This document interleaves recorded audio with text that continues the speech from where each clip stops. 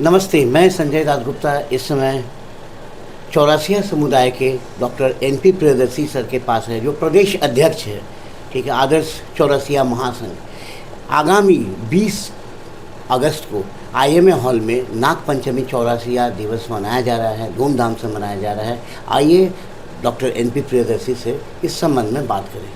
नमस्ते सर। नमस्ते नमस्ते, स्वागत है। बताइए सर, 20 तारीख का कार्यक्रम के बारे में। देखिए, 20 तारीख को दो दिवस है, कहने का मतलब नाग पंचमी भी है हमारा, और 21 तारीख को, और चौरसिया दिवस उसी दिन मनाई जाती है।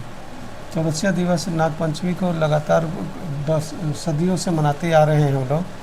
तो 21 तारीख को नाग पंचमी है, और उसी उपलक्ष्य में उसके पूर्व संध्या पर 20 तारीख को रविवार है, जिस दिन हम लोग चौरसिया दिवस पटना में मनाएंगे। ऐसे धूमधाम से मनाएंगे। और अपनी देखिए, इसमें दिवस मनाने का कई मतलब होता है। उसमें से एक मतलब यह भी है कि हम लोग अपने जितने पटना में लोग रहते हैं, एक दूसरे से उस दिन मिलन हो जाती है, सब लोग एक दूसरे को भाईचारा बांटते हैं, और अपनी बातों को कहने का मौका मिलता है। क्योंकि हमारा समाज जो है हमेशा इस सरकार में उपेक्षित रहा है लगातार, राजनीतिक तंत्र से हो या सामाजिक तंत्र से हो, इस तरह से हम लोग उपेक्षित लगातार रह रहे हैं। जैसे अगर राजनीतिक तौर पर ही देखें तो एक हमारे एमएलसी हुआ करते थे, डॉक्टर रामचंद्र भारती, जबकि इतने सज्जन व्यक्ति, इतने महान व्यक्ति कि आज तक किसी तरह से कोई आरोप नहीं, कोई प्रत्यारोप नहीं, और फिर भी उन्हें अपने इस कार्यकाल में उन्हें ड्रॉप किया गया है। पता नहीं क्या खता हुई, भगवान मालिक। लेकिन हमें जहाँ तक मुझे जानकारी है, कहीं कोई इफ बट नहीं था उन्हें। अगर और मान सम्मान ही बढ़ा रहे थे मुख्यमंत्री महोदय का, अगर उन्हें मौका दिया जाता तो बेहतर रूप से और बेहतर करते। लेकिन उनकी मंशा, उनकी पार्टी की मंशा क्या थी जो नहीं पता। लेकिन अगर ऐसे समाज सेवी को अगर जगह देते तो ज़्यादा बेहतर था। उसके साथ ही हमारा समाज जो है अभी भी बहुत पिछड़ा है। शिक्षा का अभाव है, फिर साधन विहीन है। कुछ लोग तो एकदम विहीन ही है, मतलब कि घर भी नहीं है उसके पास में, और हैंड टू माउथ है। कुछ जगह तो ऐसे देखने को मिले हैं कि बटाईदारों की खेती करके अपना जीवन यापन कर रहा है। कहने का मतलब कि वो मजदूर से भी बदतर है। वो किसी तरह से आर्थिक तंगी में रहता है, और कर्ज ले करके पान बरेठा करता है। उसमें भी प्राकृतिक आपदाएं आ जाती है, जिससे वो फिर वापस आर्थिक तंगी में चला जाता है। कर्ज लेकर के फिर कर्ज को चुकाता है। इस तरह से कर्ज में ही जन्म लेता है और कर्ज में ही मर जाता है। तो ये सब जो कुछ परेशानियां चौरसिया समाज का है, जिसको दूर करने के लिए सरकार को एक बृहद कार्य योजना बनाना चाहिए। और जो हमारा खेती जो है, पान का खेती है, या ना कृषि है ना बागवानी है, ये दोनों के बीच की है। और लेकिन सरकार हमेशा इसको बागवानी में समझती है, लेकिन ये बागवानी नहीं है, ना ये कृषि है। इसकी एक स्पेशल कैटेगरी है कि पान की खेती है। इसका लत होता है, इसको चढ़ते हैं, इसकी प्राकृतिक आपदाएं बहुत झेलना पड़ता है, और इसमें बहुत खर्च आते हैं। एक बार रोप देने से नहीं हो जाता है।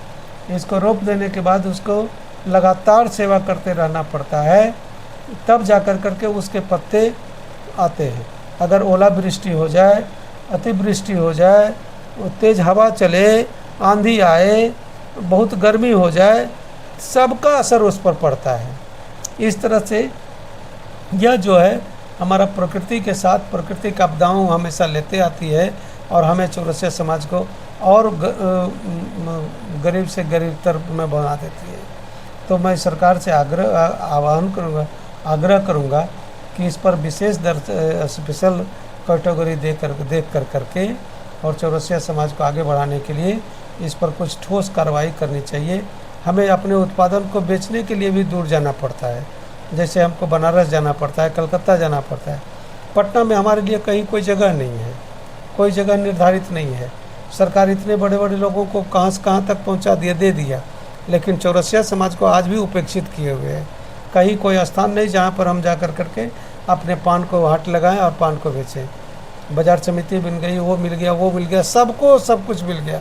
दूध बेचने को मिल गया, फूल बेचने वाले को मिल गया, मछली बेचने वाले को मिल गया, सबको मिल गया, लेकिन चौरसिया समाज को अभी तक कहीं कुछ नहीं मिला। एक डिसमिल ज़मीन भी कहीं नहीं निर्धारित हुई कि यहाँ पर आकर करके चौरसिया समाज अपना पान बेचे, जहाँ से लोग खरीदारी करेंगे। यहाँ से कितना बड़े बड़े बकरी बाज़ार, मकड़ी बाज़ार, क्या क्या बाज़ार मिल गया, लेकिन चौरसिया समाज को आज तक कुछ नहीं मिला है।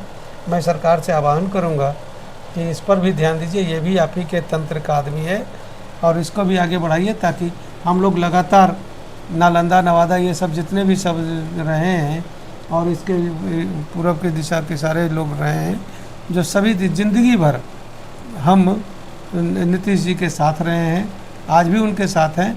लेकिन मैं उनकी आंखें खोलने के लिए मैं फिर से बताना चाहता हूं कि कृपया हमारे ऊपर भी ध्यान दीजिए, ताकि हम लोग भी आगे बढ़ें और आपके साथ रहें। बहुत बहुत 20 धन्यवाद। तारीख का जो कार्यक्रम है, मुख्य अतिथि के रूप में कौन कौन लोग आ रहे हैं? मुख्य अतिथि के रूप में हमारे राष्ट्रीय अध्यक्ष आ रहे हैं, गौरव कुमार विक्की जी, और अखिल भारतीय महामंत्री अखिल जी आ रहे हैं। उन सबको ढेर सारी बधाइयाँ। और बिहार की चुनाव के बाद बिहार पर पहली बार आगमन हो रहा है। मैं उन्हें तहे दिल से धन्यवाद देता हूं और उनको स्वागत के लिए हमारी हृदय और हमारी आंखें दोनों तरस रही है। जब आएँ, बहुत बहुत धन्यवाद। पाटलिपुत्र की धरती उनके लिए, हम स्वागत के लिए हृदय से हार्दिक हृदय बिछाए हुए है, पलकें झुकाए हुए हैं। आइए और हमारे बिहार को देखिए और आगे हमें कुछ और मार्गदर्शन दीजिए। बहुत बहुत धन्यवाद। धन्यवाद।